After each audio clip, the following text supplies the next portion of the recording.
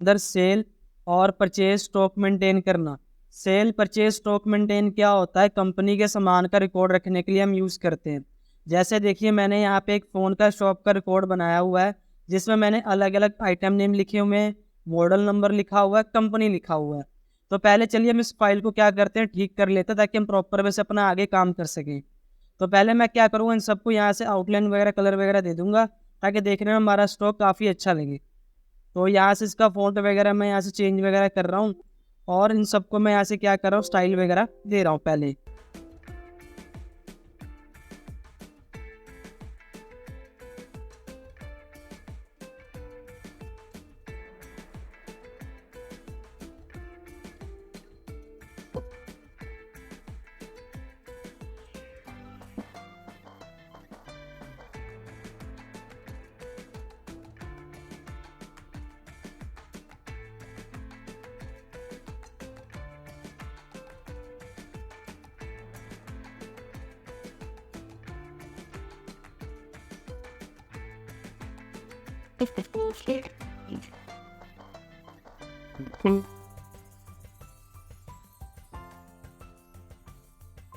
And then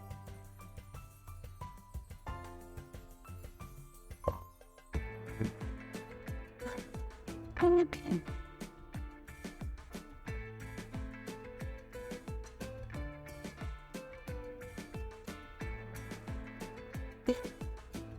And I think it really is about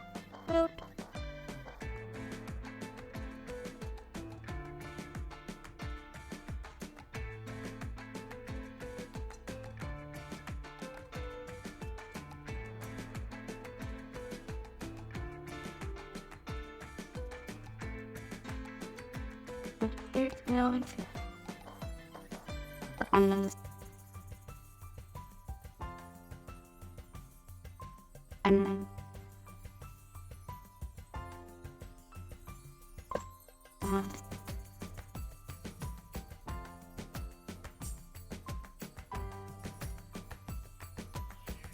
जैसा कि आप देख सकते हो मैंने फ़ाइल पूरी बना ली है, और फाइल बना के प्रॉपर वे से उसे एडजस्ट कर दिया। अब हम इसमें क्या डालेंगे, क्वांटिटी डालेंगे। जितने पीस हम खरीद के लेके आ रहे हैं, जैसे मान लीजिए मैं अपना फ़ोन बेच रहा, mobile Vivo V20 Vivo company का। उसमें मैंने क्या किया, 6 पीस क्वांटिटी उसकी खरीदी है। उसकी जो कीमत है, यहाँ पे मैंने कीमत रखा 20,000 रुपये। अब उसको हम यहाँ पे क्या निकालेंगे, उसका टोटल अमाउंट निकालना है। तो इज इक्वल टू जो उसकी क्वांटिटी है और रेट पर अमाउंट के साथ मल्टीप्लाई कर देंगे हम। अब से ऐसे हमने क्या करना, जो सामान हमने बेचा उसका रिकॉर्ड रखना है। जैसे देखिए मैंने 6 पीस खरीदा था, जिसमें से 3 पीस मैंने बेच दिया।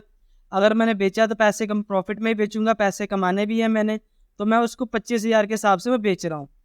तो अब यहाँ पे हम क्या करेंगे, उसको यहाँ पे मल्टीप्लाई कर देंगे। जितने का हमने बेचा, कितने रुपये का हमने बेचा वो, और कितनी क्वांटिटी में बेचा हमने वो। उसके बाद हमारे पास ऑप्शन क्या आ गया, हमारा क्लोजिंग स्टॉक।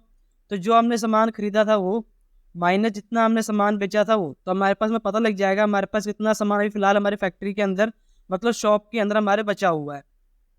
उसके बाद देखिए आपके पास ऑप्शन आ गया आपका यहाँ पे क्लोजिंग अमाउंट। क्लोजिंग अमाउंट हम कैसे निकालेंगे, पहले क्वांटिटी को सिलेक्ट करना है, स्टार बटन दाबना है। उसके बाद हमने क्या करना है, परचेज रेट पर अमाउंट को हमने सिलेक्ट करना है, कितने रुपए का हमने सामान खरीदा था। तो उससे हमें पता लग जाएगा हमारे पास कितने रुपए का सामान अभी बचा हुआ है। तो टोटल हमारे पास 60,000 रुपये का सामान ही बचा हुआ है। अब हमने क्या निकालना है, प्रॉफिट एंड लॉस निकालना है। तो प्रॉफिट लॉस निकालने के लिए मैं फॉर्मूला लगाएंगे, equal closing stock plus purchasing stock amount. पहले हमने क्लोजिंग स्टॉक के अमाउंट को सिलेक्ट करना है, फिर जो हमने सामान बेचा था उसके अमाउंट को सिलेक्ट करना है, और माइनस करना हमने परचेज के अमाउंट को, जिससे हमारे पास में पता लगेगा प्रॉफिट हो रहा है कि लॉस हो रहा है। अगर हमें प्रॉफिट हो रहा है तो यहाँ पे देखिए इस तरह से आपको पता लगेगा।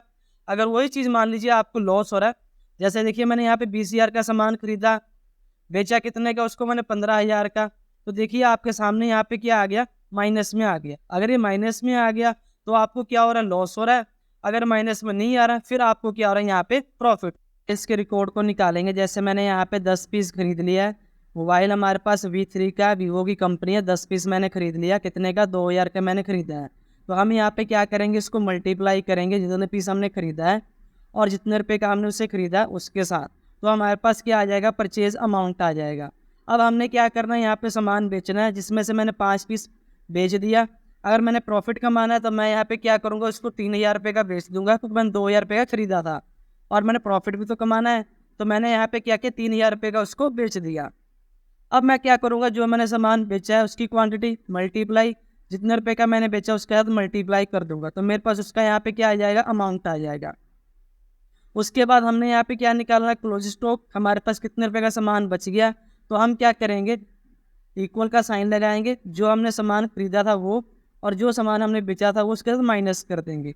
तो हमारे पास हमारा क्या आ जाएगा, यहाँ पे क्लोजिंग क्वांटिटी आ जाएगी। तो हमारे पास 5 पीस बच गया, जो हमने 10 पीस खरीदा उसमें से। अब हमने क्या करना है, इसका अमाउंट पता करना है। तो क्लोजिंग क्वांटिटी को मल्टीप्लाई करना है किसके साथ, जो हमारा परचेज अमाउंट था उसके साथ, क्योंकि 2000 रुपये का हमने सामान खरीदा था। तो हमारे पास क्या बच गया, 10,000 का टोटल यहाँ पे सामान बच गया। अब हमने यहाँ चेक करना प्रॉफिट लॉस हो रहा है, तो पहले क्या लगाएंगे, इक्वल, क्लोजिंग क्वांटिटी अमाउंट को सिलेक्ट करना है, प्लस सेल अमाउंट को सिलेक्ट करना है, माइनस करना है हमने परचेज अमाउंट को। और जैसे ही आप यहाँ पे दाबोगे एंटर बटन, आपको प्रॉफिट लॉस के बारे में पता लग जाएगा।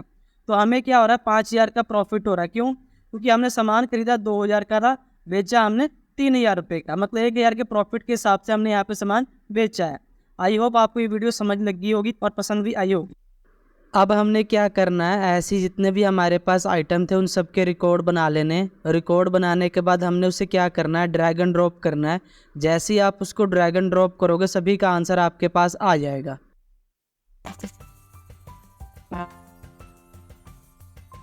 And then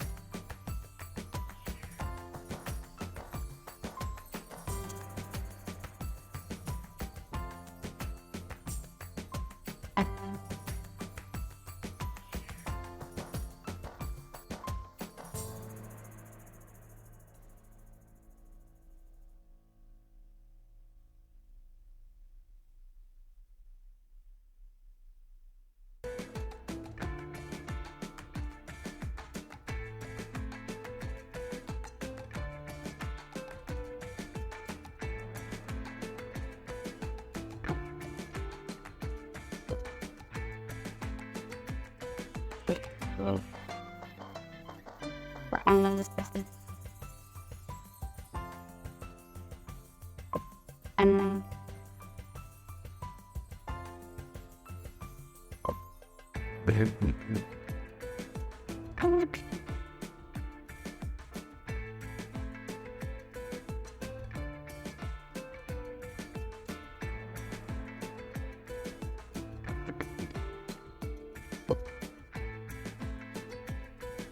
यहाँ पे देख सकते हो मैंने बाकी सारे रिकॉर्ड बना लिए। अब मैं यहाँ पे क्या करूँगा, सेल के रेट पर क्वांटिटी अमाउंट यहाँ पे लिख दूँगा।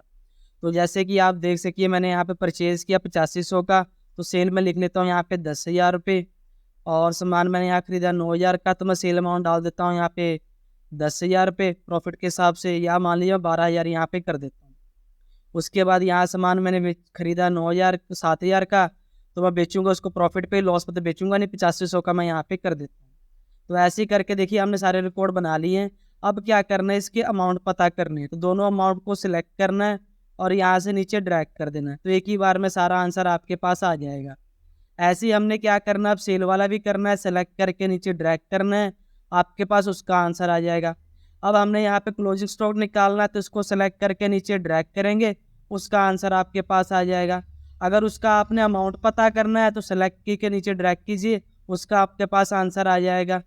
प्रॉफिट लॉस निकालना सेम तरीका है, सेलेक्ट करके दोनों को नीचे ड्रैग करेंगे, एक ही बार आपके पास यहाँ पे इन सबके आंसर आ जाएंगे।